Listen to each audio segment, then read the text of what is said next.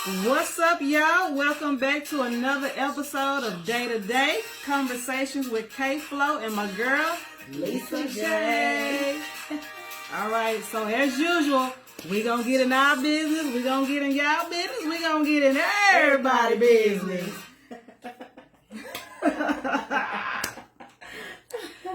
Hello, people. I am very happy to be here. I'm glad you could join us today. Okay, we welcome you all to our show. We are very happy to be here. Yes. Okay, so y'all, listen. Today's topic is the audacity.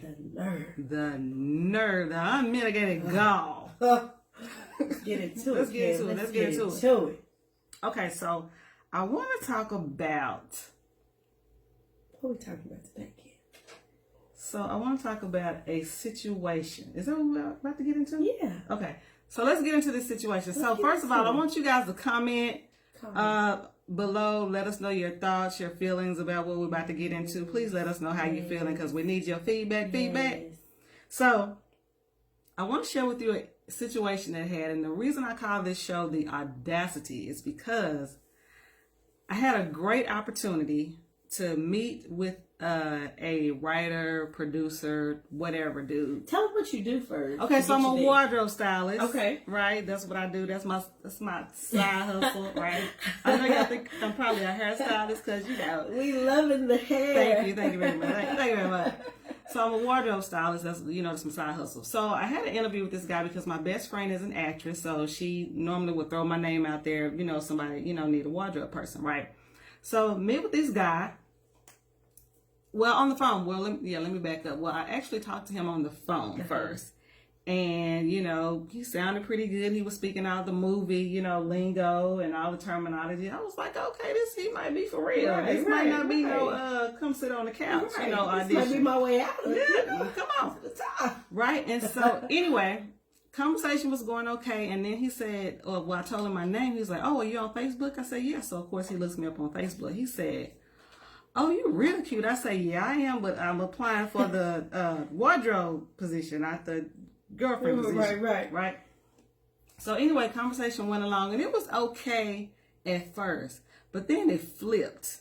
Was he flirting in the conversation a little bit? He was more than flirting. Okay. I mean, he outright said, you're a very attractive woman. And he said, well, as a matter of fact, he said, I'm going to try to keep this professional. So from here on out, I'm going to have my secretary be in touch with you about everything. So already a red flag, right? Right. And this is before y'all even see. We ain't seen each other. This within, you don't know him. Never met the man. This was in within 10 minutes of conversation, like right off the bat. Wow. So I was like, man, the audacity. But he did apologize. And I said, okay, cool. So he was like, well, let's pick a time to meet. I'm like, okay, cool. So I way out of Mansfield. Y'all, I don't drive, but I trekked my way on out to Mansfield because I really, really wanted this job. Right. So I get there, and it's a nice little place. It's called, no, I probably shouldn't say what it is. Yeah. You know what I'm saying? Keep that. Okay, so anyway, nice little place, black owned. Black folks in there kikiing, having drinks, having a good time. I'm like, this is a cool spot. Right. I didn't know what he looked like. So I'm standing there walking in here looking like a fool. I'm like, where is he? Because nobody was waving. Right. I just came in. Now there was a real lively bunch at the bar. They were like, hey girl. And I was like, hey, like, why you looking lost? Because I am. Right. Come on in. Right, so I go in and he finally waves. And I was like, okay. So I go over, he's at the piano, whatever. And he starts in with, what's up? What's going on? You're looking very beautiful today. He's like, I saw everybody was looking at you when you came in. I'm like, okay, we finna start this off like this already. Right. I said, so I pull out my resume, hand it to him. And you like, let's get back to business, right? So let's go ahead and keep this professional, right? But I really didn't think he was going to come at me the way he did. And it really took me off guard. Even though we had the conversation the day before, he apologized. So it was, okay, good. But he starts off with, so do you mix business with pleasure? I said, no, I don't. He's like, well, would you consider it? And I said, No. no. You just messed it up, though. No, I wouldn't. But I would have preferred him to, he would have been real slick. Right. Right? If he had gone through the interview very professionally. Got the job. Got you in there. Got me in there. And y'all, we worked together. It's like we together all the time. And then, what do you know? A feeling sparks. Right? Maybe they could have went like that. Maybe. That's how it was supposed to happen. That's how I was hoping it would happen. But it didn't go like that. Right. Okay, so anyway, he jumps in and he's all about, oh man, and my kids saw you. Oh, wait. Yeah. You gonna bring your kids? I said, how many kids you have? He said, oh, I have 6 kids. Oh. I said, oh. Okay. But anyway, and he jumps in and he says, well, my kids, and my daughter saw you, my son saw you. He would be like, Daddy, you need to talk to her. So already you're making me feel uncomfortable in this interview. Right. I said, I was here for the wardrobe stylist position. Did you not? I didn't know you were hiring for a girlfriend. Right. So, and he was like, would you ever be interested in me? I said, well, you seem like a really nice guy, but again, I'm not here. I said, I don't know you. Right. I'm not here for that. It's really not even where my focus is. I really like being a wardrobe stylist. When I talked to you on the phone, you said you had all these things, and I was like, it would be just my pleasure and honor to finally be able to work with somebody that actually has a budget, right, for wardrobe. Because I've done wardrobe and they didn't have budget. No shade. Yeah, no shade. But you gotta do what you can do, and I understand because everybody's starting out in this bitch. You gotta start from the bottom, work your way out. I get it. But I was excited to actually have, I'd go shop at JCPenney dealers and have these people fly. Who was excited was me. So you were looking forward. I was really looking forward to it. To doing it. Yeah. But the way he handled the interview, and I brought up the Me Too movement because how did you slide the Me Too movement? So I slid the Me Too movement in because he said, well, have you ever mixed business with pleasure, or have you ever been in a situation where you dated the person you were working with? And I said, no. I said, but there was a situation recently. He was like, yeah, tell me about it because you look like you've been through some things. I said, I have. Yeah.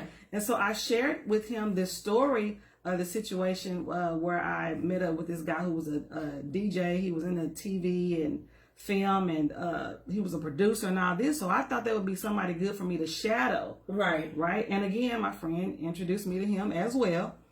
And so it just became a situation where he was like, I want to take you out for beer. It's aggressive. I want to come out and have wings with me. I don't want to go have wings. I don't want your wings, sir. I don't want your wings, sir. Come here. And so, and I told him about this situation. I said that he was just very aggressive and it was very unprofessional. And I just didn't like him. So he says, well, why didn't you like it? I said, because I just didn't like him. He was like, well, would you be interested in liking me? I don't know you, sir. Sir, let's look at this resume. I'm here for this. So it just made me just feel very uncomfortable. And I left the interview very pissed off. On the drive home, I had to call a friend and vent, and it was crazy. So then, of course, I didn't sleep the whole night. Because it was on my mind, and I'm a light sleeper. And I already had trouble sleeping. So the whole night, I was just so heavy with this. I thought, were you upset? I was upset, and I felt like the audacity to feel like that it's okay for you to do that. Right? Just because you have this position of leadership or whatever. And I understand maybe he's used to women, like what'd you say? Yeah. Used to women just doing it just to get the job. Yeah. Just to get the job. And that's just not me. That's just not how I roll. They don't handle rejection well because they're not always rejected. So yeah, that's true. So it made me very uncomfortable. So the next day I'm plotting and planning. I done wrote down my text. So what am I gonna say? How am I gonna say this? Because I didn't want to. I mean, I was mad, but I still wanted to remain professional. Right. I didn't want to do the black woman thing and cuss him out. That's what I wanted to do.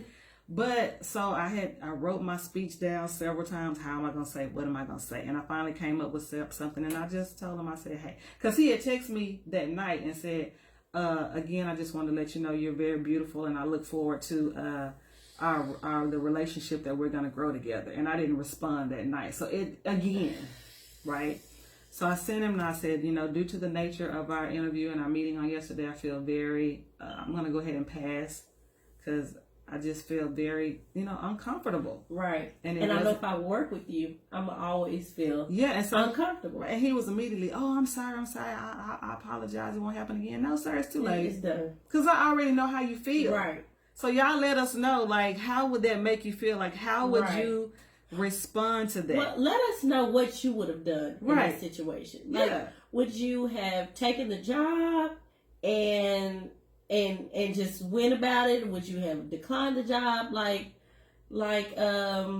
she did? How what would you have done? And if you had an experience like that, comment below and let us know. Let us know what happened to you and how you handled that situation. Yeah, because for me, I felt like even though it was a great opportunity and he did have the connections that, would have, given me a notch up on my resume, I just felt like it wasn't worth it. Right. And I also, because I'm a child of the King, I feel like when opportunities come, those opportunities are going to be just for me. And I'm not going to have to go through I'm not going to have to go through no BS. If God sends it, it's going to be what it is. And I ain't got to go through that. So that was my piece that I had about it, because I talked to somebody else and she said, well, girl, I probably would have took that and just, avoided him on set and being like, child, I ain't here for that. I'm here for such. And I was like, but I just really didn't want to deal without that. I said, because again, my spirit was like, no, it ain't worth it. You. So I was like, I got something else for you. Yeah.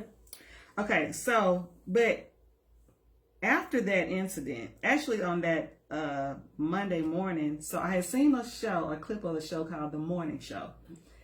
And it stars Jennifer Aniston, Reese Witherspoon, David Carell, all brilliant actors. I love Jennifer Aniston. I love her too. Where's the show? Well, it was on Apple TV, but I got the Fire Stick. Yeah, I got Shout out to the Fire Stick. Shout out to the Fire Stick. Shout out to Bootleg. I got Fire too.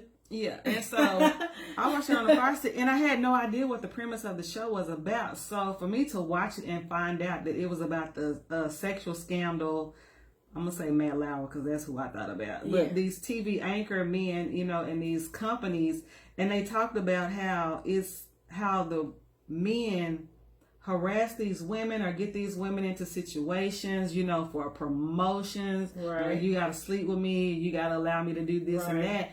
And so I just like, wow, maybe God wanted me to watch this show because this is confirmation. Did it happen after the whole situation with him? Yeah, like the next day. Oh, wow. I saw a clip of it and I said, oh, I want to watch that show. So I just started watching it. Wow. And had no idea what it was about. It was the same. So I was sitting there watching and I started crying. I was like, oh my God, I think God wanted me to see the show to show me this might be what you have to be faced with. Right. In this industry, and how are you going to handle it?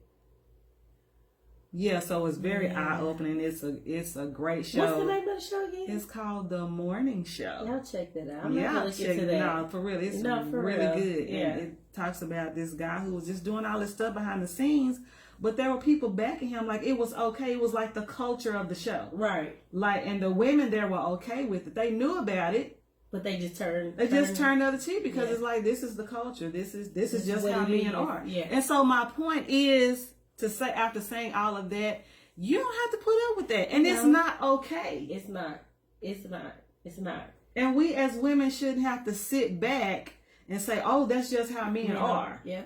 And just accept it because it happens and it's a norm. Yeah, I'm not doing that.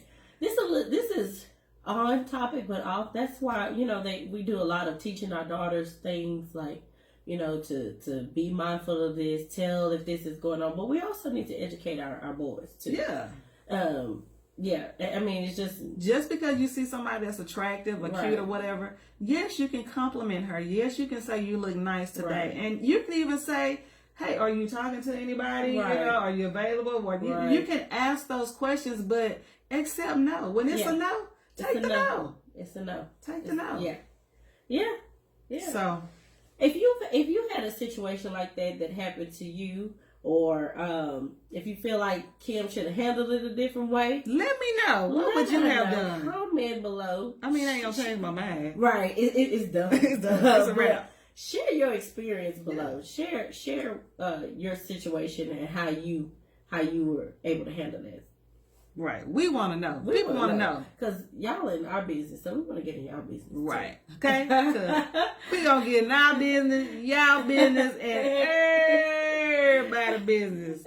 All right, y'all. That's our time. We're going to get on and get up out of here. Y'all join us next time for Day2Day Conversations with KFLO and Lisa J. Peace, y'all. Y'all We have a out. good day. Bless.